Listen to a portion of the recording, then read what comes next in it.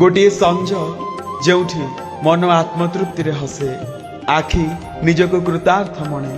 जोठी चतुर्धा मूर्ति जन्मवेदी रत्नवेदी को फेरी आसते नीलाद्रि विजय एक भाव एक अनुभव एक निर्मल आत्मतृप्तिर पर्व लक्ष लक्ष भक्तों मध्य मिशि जाई माँ गुंडीचा घर श्रद्धा को ग्रहण करी करुणार कैवल्य बाड़ी दे एवं महाप्रभु घर को फेरी सिंह दुआर पाखरे जमा होइछि अतुट भाव आउ नजर अपेक्षा करिछि एमिति देखिबा मणिमा को जेउठी से पाद रखिबे पुणी घर भितरे मानिनी माँ लक्ष्मींकर अभिमान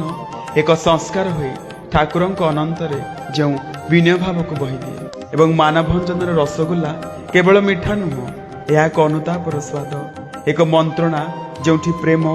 मान्यता दया और सम्मानर भाव दिशे नीलाद्रि विजय एक दृश्य जोठी नीलाचल